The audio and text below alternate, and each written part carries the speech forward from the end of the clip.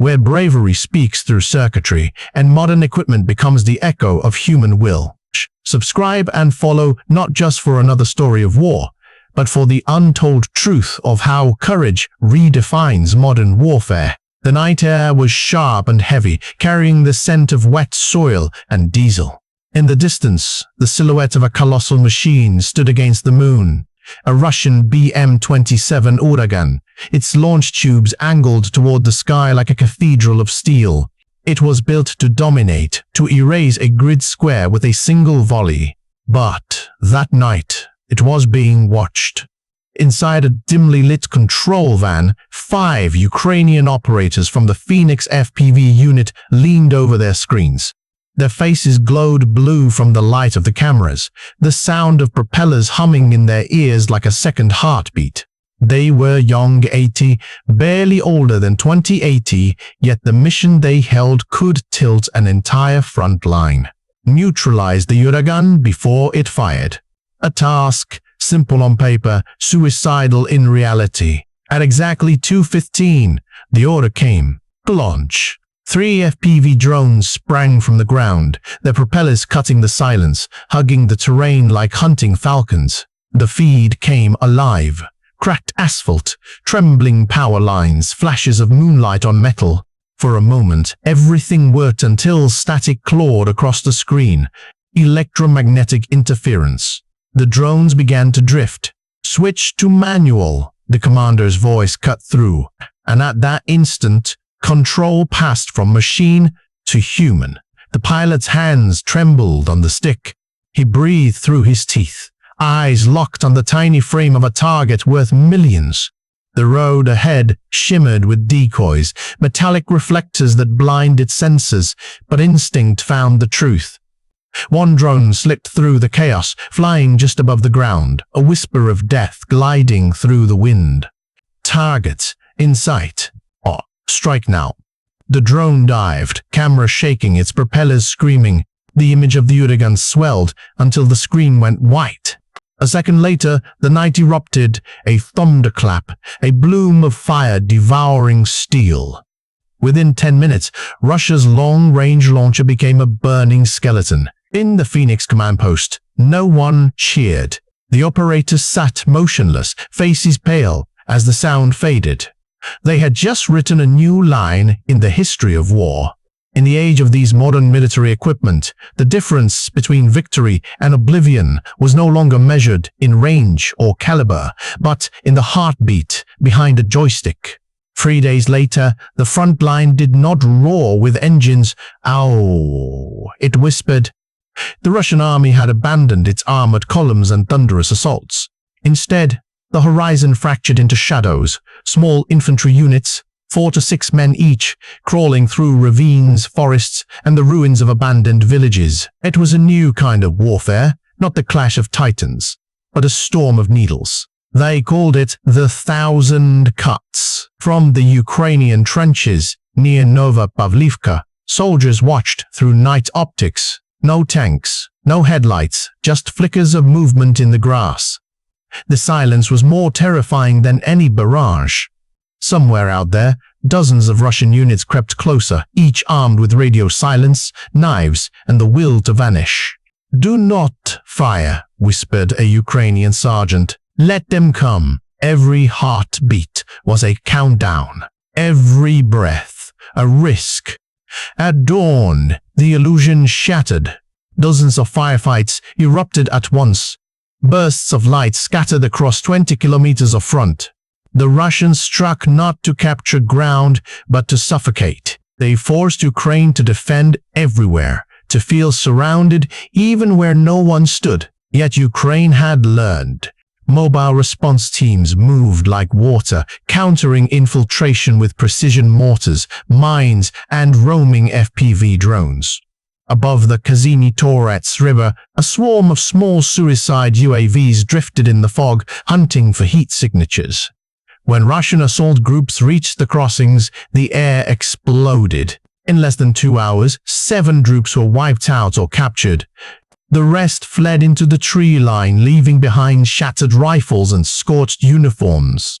Commander-in-Chief General Oleksandr Syrsky, later called it a trap already laid.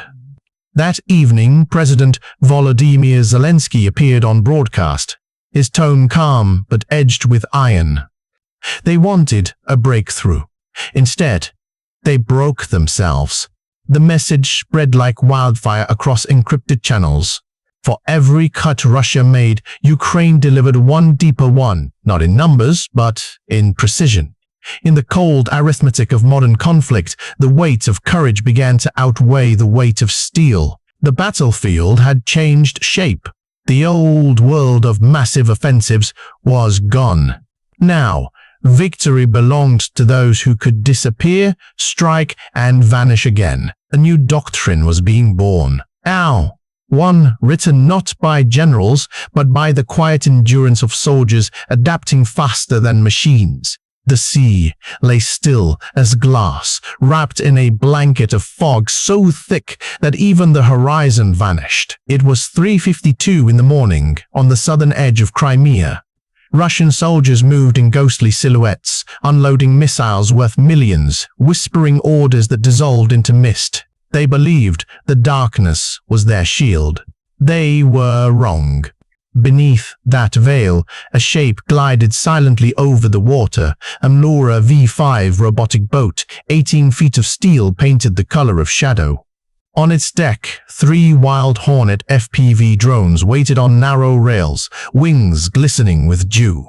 Their mission was simple: destroy the convoy before dawn. Their cost, $280,000. Their prey, an S-400 resupply worth over $12 million. From Odessa, 100 miles away, the operator's voice was steady. Confirm signal. Initiate sequence. 10-minute window. Compressed air hissed. The first Hornet launched, then the second, then the third, vanishing into the fog at 30 feet above the sea. The air was so dense that radar waves bent away. Russian sensors blinked, caught nothing, then blinked again. The Podlet K1 radar reported clear skies. The Panzer S-1 tracked phantom echoes, until one Hornet flashed, deliberately revealing itself like bait. 2 Russian missiles screamed through the mist and struck empty air. The lead drone, the true killer, slipped beneath their gaze. Inside the radar shelter, operator Sergei Antonov swore and reset the targeting system. The thermal cameras showed only gray. The fog was eating light. Every machine he trusted was blind. Outside, soldiers cursed, running between trucks carrying the S-400 missiles, their boots splashing through puddles that glowed faintly red from the convoy's tail lights. At that moment, the Hornet's onboard AI switched to autonomous mode. Frequency. Hopping 500 times per second, it hid like a heartbeat inside noise. Its camera cut through the white haze, catching glimpses. Steel crates, tarpaulins, the faint outline of a missile. Target confirmed, the operator whispered. Permission to strike, execute. The drone dived. Wind tore against its frame. The sea blurred below, the truck's roof growing larger until it filled the screen. Then, impact. A blinding flash ripped the mist apart. The first missile exploded, igniting the second, then the third and the fourth in a chain of white fire. 8,000 pounds of propellant turned into a blazing storm at 5,000 degrees Fahrenheit. The shock wave rolled over the shore, flattening tents, throwing men to the ground. Cameras went black. For a heartbeat, the world ceased to exist. When the feed returned, the convoy was gone. In its place, only flames and twisted wreckage. From the deck of the Mlura V5, the operator watched in silence. No cheers, no voices, only the low hum of the returning drone, its paint scorched by its own success. The data confirmed. Target destroyed. Back in Crimea, the loss struck deeper than the explosion itself. It was not only 4 missiles and a convoy, it was the illusion of safety. The fog, once their ally, had turned traitor. Military analysts later called it the ghost strike. It redefined the logic of war. Do not fight the fortress. Strike the courier. Do not challenge power. Undermine faith. under mine face. As dawn crept across the water, smoke drifted upward, staining the sky crimson. In Odessa, the operators disconnected their headsets. They had accomplished the impossible. A $15,000 drone had pierced the shield of a superpower. These modern military equipment had evolved beyond machinery. They had become extensions of human thought, proof that intellect could turn mist into a weapon and silence into a blade. In the end, it was not the explosion that mattered most, but what it symbolized, that even in the fog of uncertainty, courage could still find its way. Midnight returned to the Black Sea like a slow, heavy tide. Over Odessa, the air raid sirens wailed, a long, aching sound that split the dark. The city held its breath. Then the sky cracked open. From across the water, Iskander-M ballistic missiles streaked upward, carving arcs of fire through the clouds. Behind them came the low, relentless hum of Geran-2 suicide drones, dozens, then hundreds, their engines buzzing like a swarm of hornets drawn to flame. Russia's retaliation had begun. For the Ukrainian defenders, the warning came too late. The first missile struck Skolia Airport, a storage hangar for UAVs, turning its corrugated roof into molten waves. Shock waves rolled through the sleeping suburbs, rattling windows, toppling street lamps. In the reflection of shattered glass, children hid beneath blankets while parents whispered prayers that the walls would hold. 12 minutes later, the second strike hit the Motor Sich factory, where engines for combat drones were made. The explosion tore through the industrial district, a bloom of white-orange fire rising into the night like a dying star. Flames danced on the waters of the Dniester estuary, and even the gulls fell silent. Within the operations bunker, Ukrainian air defense crews fought a battle they could barely see. 70 drones inbound from the north. We have no visual aid, they're splitting altitude. Missiles lanced upward from launchers, streaking into the blackness. One by one, contacts vanished from the radar, but for every drone destroyed, 2 more slipped through. By dawn, Odessa had endured over 115 air attacks. More than 100 were shot down. The rest struck homes, warehouses, hospitals. Firefighters moved through streets filled with glass and smoke, their faces blackened, eyes bloodshot, carrying children wrapped in wet blankets. No one spoke. The only sound was the hiss of hoses over burning stone. In Kyiv, President Zelensky addressed the nation once more, his voice subdued. They call it retaliation. We call it endurance. Every street they burn, we rebuild. Every attack they launch, we survive. For the first time, even Russian channels admitted the scale of the striker and of the loss. In this new age of war, no front line existed. The battle had seeped into cities, into the hearts of civilians. The firestorm of Odessa was not just an exchange of missiles, it was a mirror showing both sides the same reflection of destruction and exhaustion.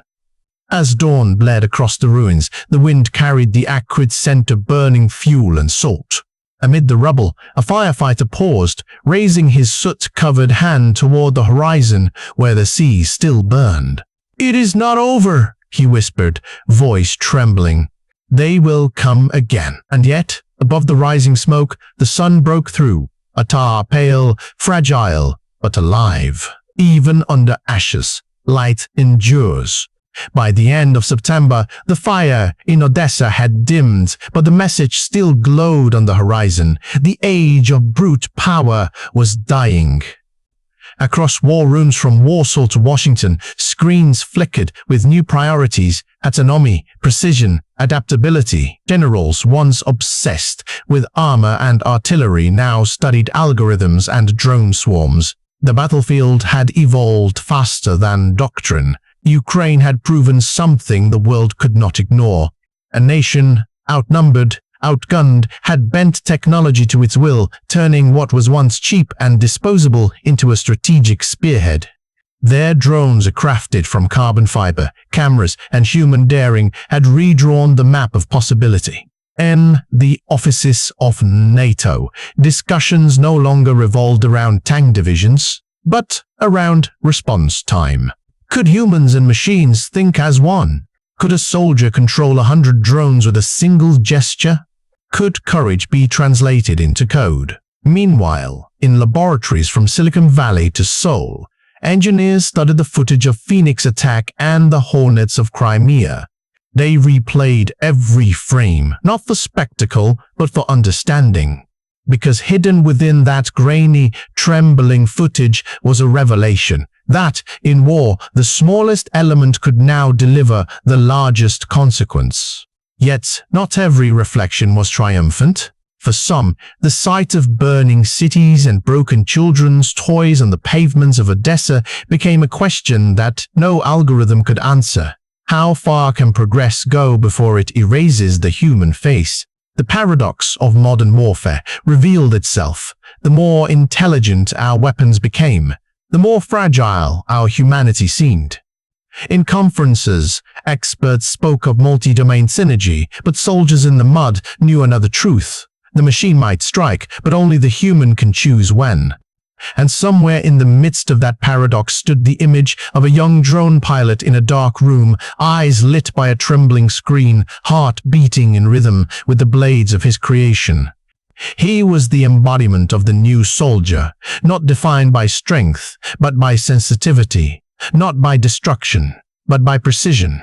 These modern military equipment had become mirrors, reflecting who we are more than what we fight. They carried our ambition, our fear, our desire to control the uncontrollable. And perhaps that is the ultimate reflection of steel, not the hardness of metal, but the malleability of will. The world was watching not merely to witness Ukraine's defiance, but to understand the shape of wars yet to come. Wars fought in silence, guided by intelligence, and decided by those who dare to adapt faster than history can catch them. When the smoke clears, what remains is not victory, it is silence. The silence of screens gone dark, of soldiers sitting with their hands still trembling, of cities waking under the scent of ash.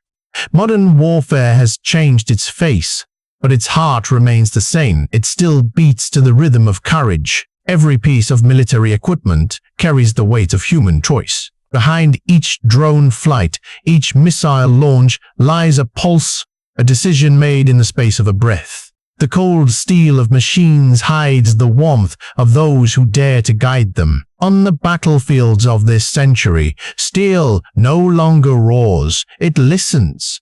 The soldier's greatest weapon is no longer the rifle, but his will to endure, to adapt, to survive. And in that endurance we find the true measure of progress. Not in how far technology can reach, but in how deeply humanity can remain. Behind every piece of military equipment there is a story of ingenuity, of sacrifice, of hands that built and minds that believed. For every explosion that shakes the sky, there is also a whisper, a reminder that even in destruction meaning can be found. And through the evolution of military equipment, we glimpse ourselves, fragile, ambitious, unyielding. The machines reflect our fears, but also our faith. That knowledge can protect as much as it can destroy, that courage can coexist with compassion. War evolves. Empires rise and fall. Yet the pulse of humanity, though scarred and weary, still beats beneath the armor. So, before the next storm comes, let us listen, not to the thunder of guns, but to that quiet, stubborn rhythm that refuses to die. Comment your thoughts below, because understanding war is the first step to preventing the next one. Peace, freedom. What if the sound of war no longer came from tanks, but from a whisper in the wind? At 2 o'clock in the morning, beneath a sky weighed down by cold mist, a convoy worth millions burned under a drone that cost less than a car. Power is no longer measured in tons of steel, but in lines of code, in the invisible hands guiding propellers through the dark. A $15,000 craft defeats an $8 million monster. From the ashes of old doctrines rises a new soldier, the silent hunter. He does not roar across battlefields, he glides unseen, his courage measured not in noise but in precision. These are the stories of a new age, where machines no longer dominate humans but become their extensions.